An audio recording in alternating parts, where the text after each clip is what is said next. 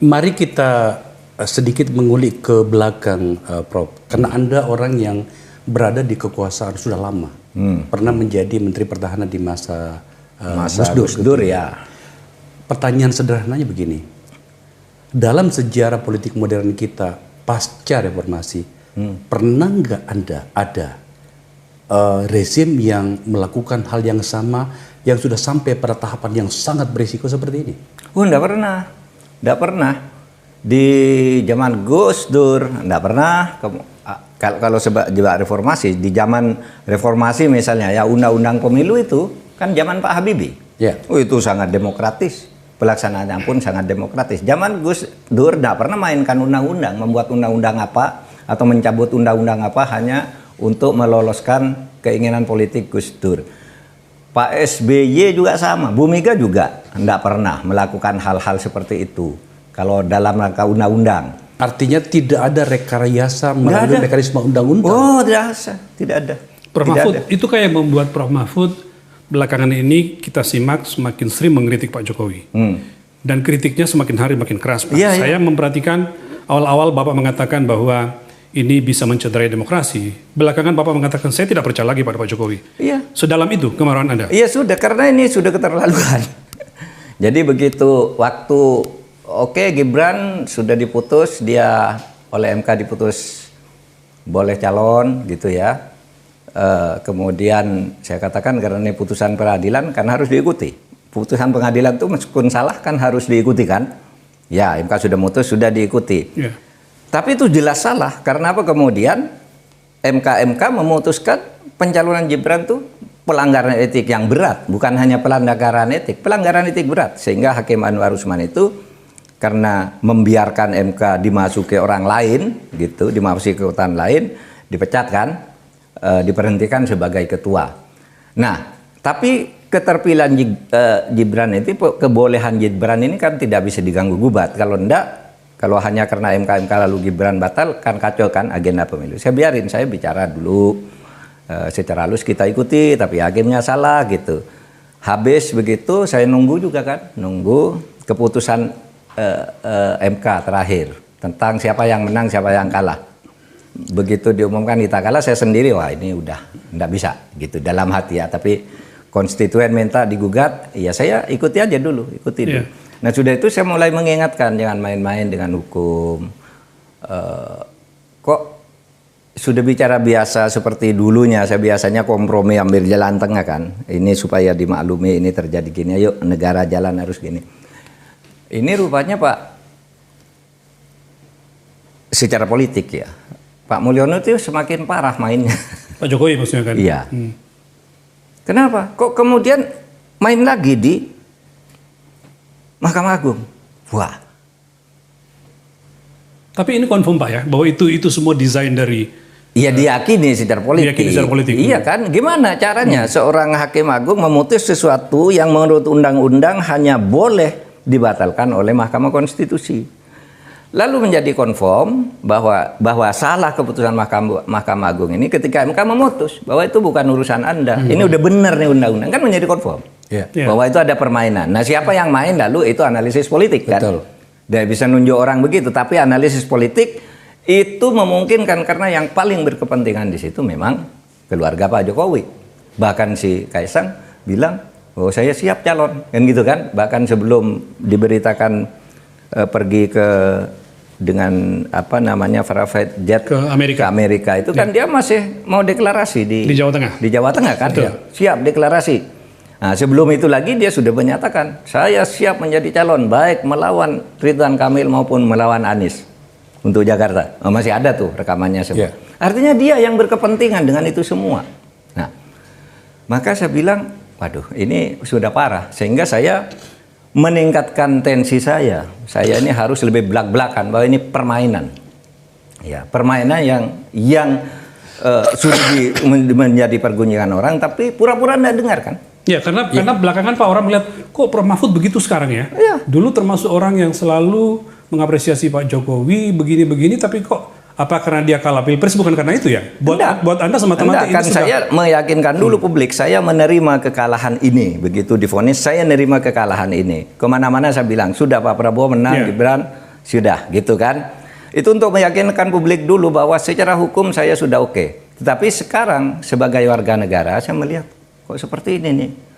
Mainnya rusak bener nih orang-orang gitu ya. Sehingga lalu saya semakin keras. Kalau saya kan gampang dalilnya ya. Ya Mas Akbar ya, kalau kata Nabi itu kalau engkau mar'a minkum mungkaron falyughayyir biyadih.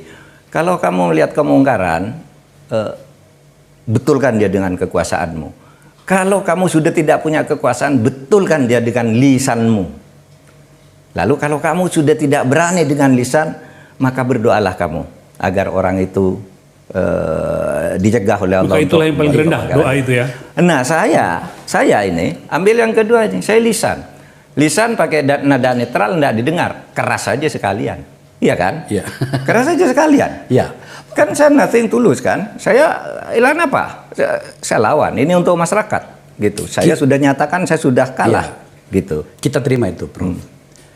Maka kemudian mari kita bawa semua problematika ini di mana kita mengikutkan seluruh masa depan bangsa ini. Apa yang saya maksud? Kita sudah harus memulai sebuah karakter kekuasaan di mana ada langkah, ada tingkah, ada tanggung jawab. Ya. Kalau terus-menerus kita memberikan permakluman atas sebuah kesalahan yang tadi Pak Prof katakan sudah sangat jauh, maka saya tidak yakin kita akan kemana-mana. Apa yang saya maksud adalah, oke, ada banyak kesalahan, kita bisa temukan di berbagai tempat, kita bisa bicarakan. Pak Prof di podcast yang baru saja ini dibikin tapi sudah tembus 100.000, itu sudah luar biasa ya. Oke. Tapi kan tidak mungkin ini hanya tanggung jawab satu orang yang memang presiden. Yang saya maksud adalah seharusnya ada banyak orang yang kita mintai pertanggungjawaban. Tidak untuk membalaskan dendam. Kekuasaan dan atau negara tidak boleh bicara tentang dendam. Tapi ada pertanggungjawaban. Agar kemudian karakter kita sebagai sebuah bangsa itu menjadi elegan. Pertanyaannya adalah, apakah tidak berlebihan kalau kita hanya bicara tentang satu figur bernama presiden, dalam hal ini Pak Jokowi? Iya, tanggung jawab utama pada dia. Karena yang lain ini kan menggunakan dia kan, atau dia menggunakan orang lain. Memang tanggung jawab utama pada Pak Jokowi. Tetapi sebenarnya orang-orang lain yang terlibat dalam kasus-kasus konkret, ya, pelanggaran-pelanggaran yang sifatnya konkret menjadi kasus, itu sebenarnya banyak yang bisa diungkap. Asal Pak Jokowinya dulu kan jelas nih tanggung jawabnya apa, akibat-akibatnya yang dilakukan oleh menteri ini apa, yang ini apa, yang ini apa, itu banyak sekali. Banyak sekali. Yang masuk, yang sudah dibicarakan publik banyak, yang masuk ke saya juga banyak. Oh, banyak. Gitu. Iya, banyak. Tapi kan saya tidak pro justisia. Saya tidak boleh memeriksa apa benar apa tidak kan. Itu salurkan ke polisi, salurkan ke kejaksaan.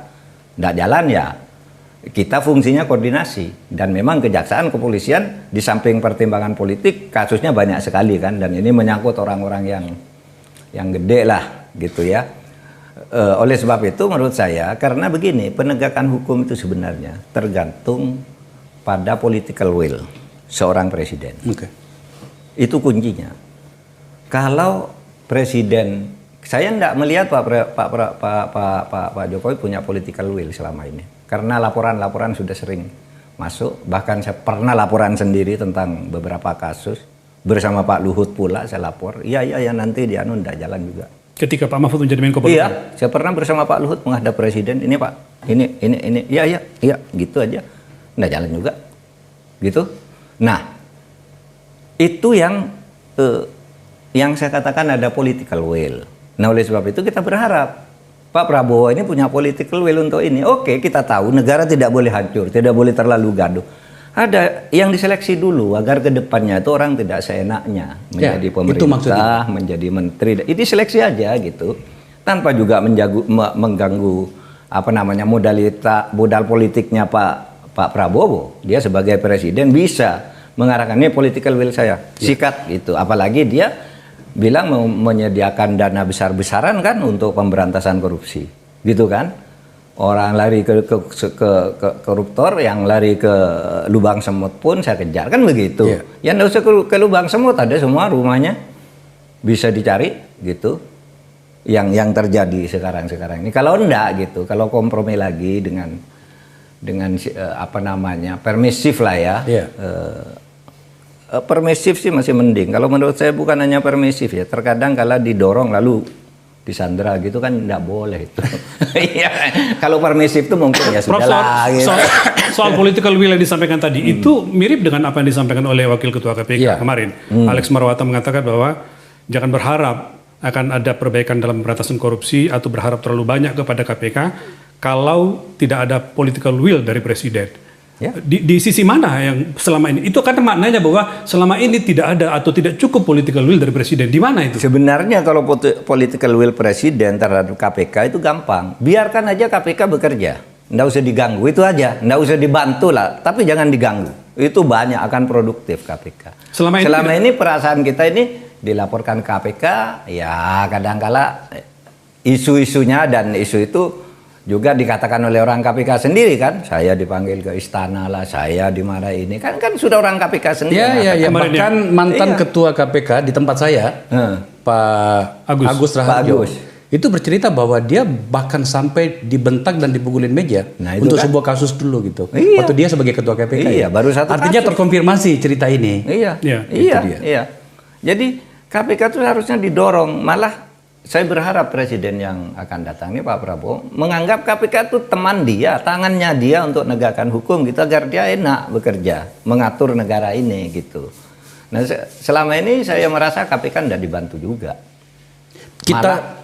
Malah kok masuk ke situ. Saya dulu kan agak protes juga. Kenapa sih KPK itu kok diundang ke sidang kabinet untuk apa? Kan ada di luar kabinet dia. Oh, kalau karena penting ini penegakan karena hukum. Rumpun eksekutif, bukan karena itu. Bagian dari. Itu salah. Begini, KPK itu tidak termasuk masuk ke dalam rumpun eksekutif karena dia bukan legislatif dan bukan yudikatif. Terus di mana sih kalau di Perias Politika? Pasti dia di rumpun eksekutif.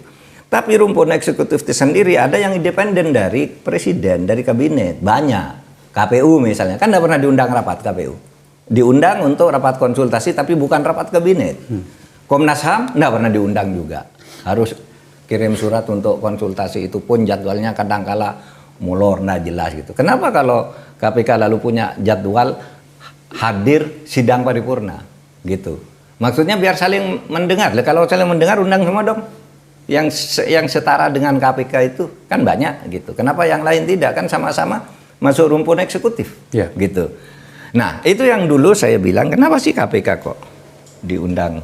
Atau itu mungkin zaman dulu enggak pernah. Bentuk penguasaan halus Presiden kepada KPK ya? Itulah sebabnya gitu.